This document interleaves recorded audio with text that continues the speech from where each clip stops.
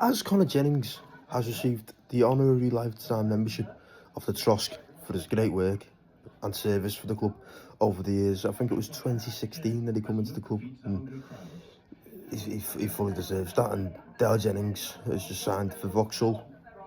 Two unrelated things, but I thought that I'd bring them together and come up with a video of my best 11 watching since I started watching Tranmere in 2009. Just to open the channel up with a bit about me, you know. So, when you go through the list, I started watching Tranmere in 2009 under John Barnes. I think that I'd probably watched them before then, but that's just from what I can remember. Obviously I was 6, so can't really remember football when you were 3. Well, I can't anyway. So 2009 under John Barnes. Around that time you had the John Achterberg testimonial. He was a goalkeeper. So let's start off with the keepers. I think Tranmere had always had pretty good goalkeepers, to be honest. That's one position that I think that we've always been blessed in, really. At the moment, you've got Luke McGee out, but we all know how good he can be. And we've got Joe Murphy, just retired, and after coming back to the club, he signed in 2020, so he's been there for about 6 years now.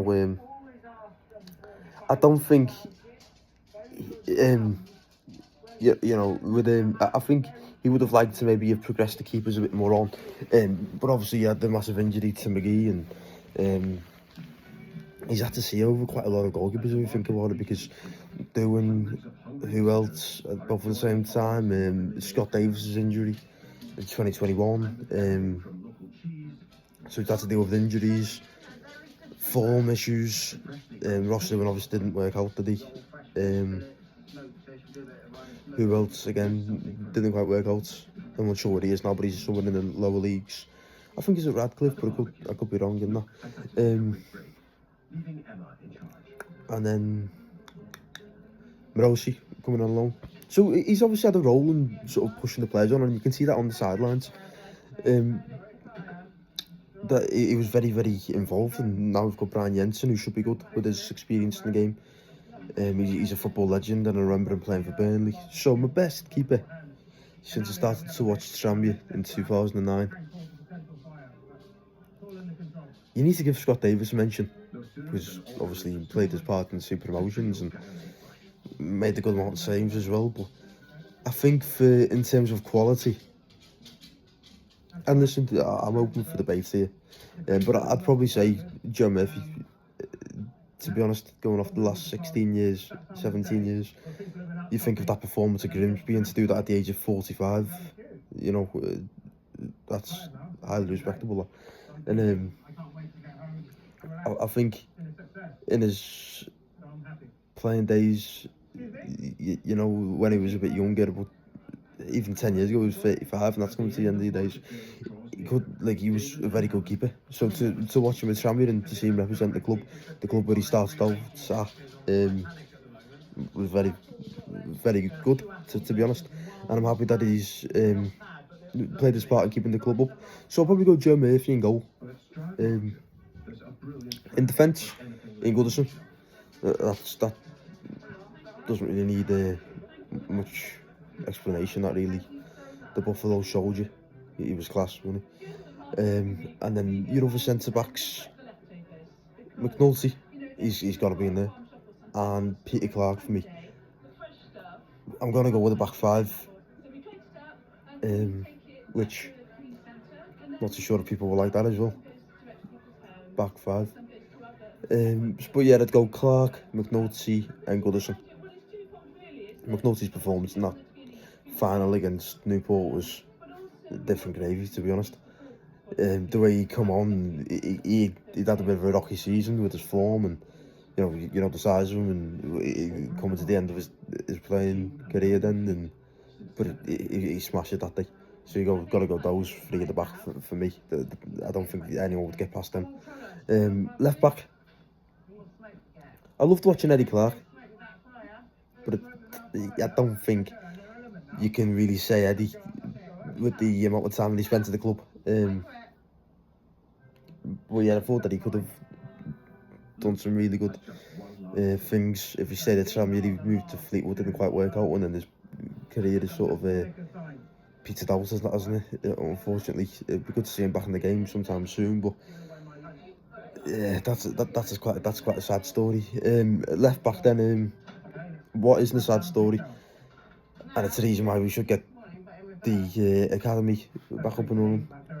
Aaron Creswell, he was class, and then he's moved on to Ipswich, moved on to West Ham, and become a bit of a Premier League legend for West Ham. Right back, I struggled at this, to be honest. At the moment, we've got Joel Senior, he should be good, and Leo Connor as well. He's also his all for the club. He's a fan favourite, and maybe he'll get his efforts rewarded with being the captain for the upcoming season. So right back, I'd go with, and this is something that I just want to get a bit of debate on, really, if possible. The best right back since 2009. Josh Cogley was good, obviously, wasn't he?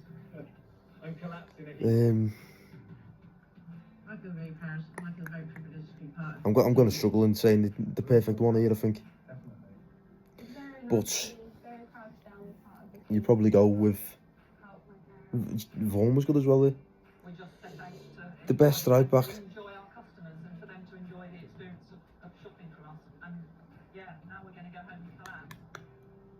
I'd tell you,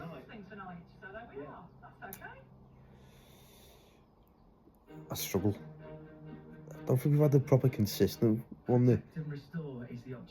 Jacob Rees with the cross, you think? So they've all come in for different periods of time. Like the goalkeepers, really. Never been fully stable. But we've always had someone that can do a pretty good job there. But I'm going to shoehorn someone in here. And maybe that's a bit disrespectful to him because he can more than hold his own in centre midfield. I'm going to go Jay Harris. Just because you have to get him in somewhere, to be honest.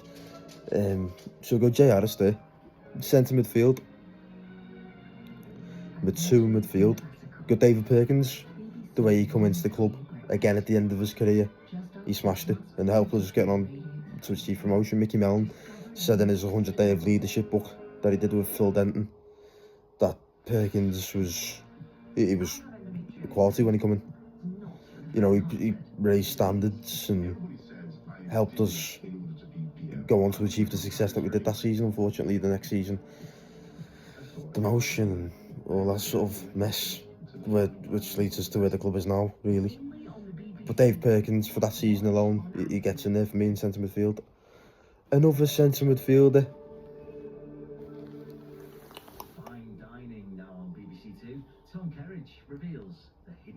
Tell you what, if I go three up top,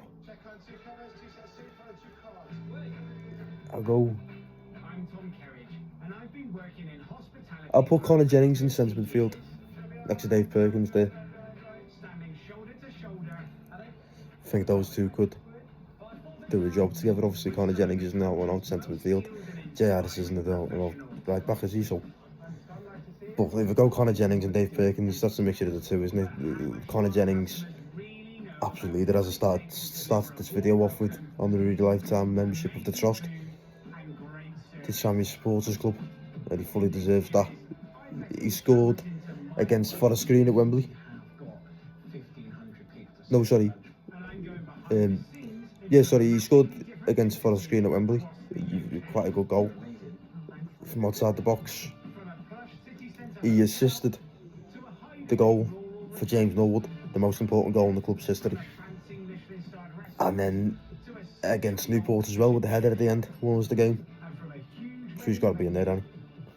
That's set on. So you go Perkins and Connor Jennings there.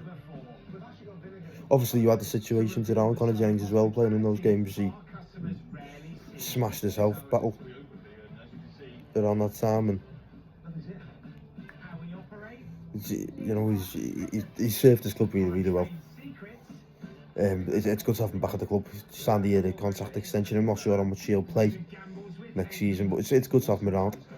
And then up top, you've got, for me, Andy Cook, the cookie monster. He can smash it in from everywhere. That goal against Eastleigh from near the halfway line, unbelievable. But he did quite a few of them. It wasn't just a one-off though. I remember being at Braintree, and he picked up the ball quite a distance away from outside the box, and he smashed it in there. I think that was in 2016 October time, and so that was good. And then James Norwood as well. I'm unsure how much I need to talk about Norwood, but as I said before about Conor Jennings, is the most important goal in the club's history, and he scored that with a header. You go a winger after Dale Jennings, who also started the video by talking about Josh Ginnelly. Maybe if I'm going to try and mess around with this team, you could have Cook as the big man up top. Even though Norwood scored about 30 goals, was it, in League Two, to take us up there in that main striker position. But you'd have Cook up top, James Norwood just off Cook on the left, and Robbie Apter on the right. I think I'd be quite happy with that. So that is Rowan goal, Joe Murphy. 3 centre-backs, Peter Clark, Steve McNulty and Ian Goodison. On the right, just drifting off at times into the midfield, you can go with Jay Harris. On the left, Alan Creswell. Centre midfielders, got Perkins and Conor Jennings. The main man up top, Andy Cook. Just off him, off the left, James Norwood. And on the right, you'll go with Robbie Apter.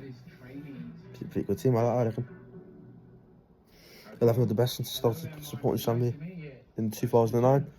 Manager, going from the John Barnes era to the Les Parry era, Ronnie Moore era.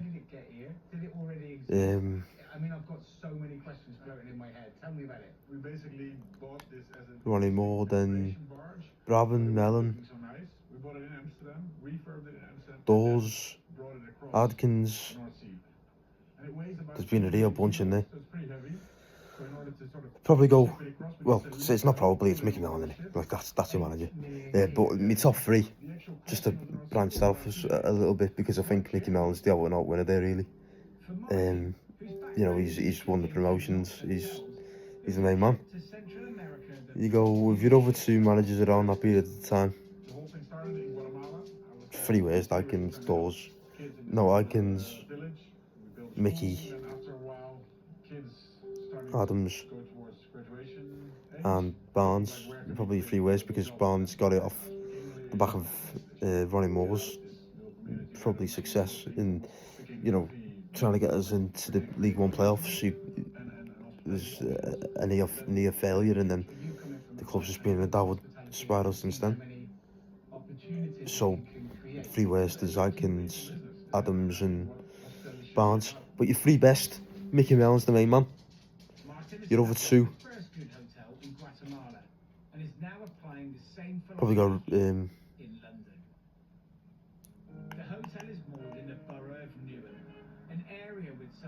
it's hard, because I know I just said that we've had a real bunch, but they've mostly been quite a negative bunch.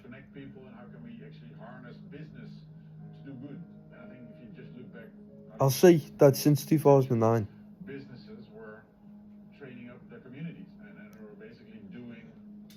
you can look at it on paper and say that Keithfield did a good job, but as a Tranmere fan, you're not going to include him in there, I don't think. He made some mad comments. So you're over 2. I'll leave that up for debate. God knows, honestly. Word on the manager at the moment, Darryl Clark. I'm fully behind him. I think he could get into into that top 3. Hopefully. I like the look of him, and Dean Whitehead and Brian Jensen, I think, did a good honest bunch Made some good signings so far in Conlon Senior. Given Sam Mann his first pro contract, he deserves that with the amount of goals that he's scored. And Jacob Slater as well, hopefully he does a good job at left back. But we need a lot more, don't we, to get into that 11. I think at the moment the centre midfield spots look okay with Conlon, Finley, Leo Connor. Leo Connor should have a good season, hopefully, back from injury. It'd be good to see him there. And Warrington and Watson. And left back Slater, right back Senior. They should be hopefully good. Centre backs, you got Nathan Smith, and it'll be a 4, so we need that one more centre back. And we need a goalkeeper. And we need a bloody good striker as well. A better one than Joe Ironside, hopefully.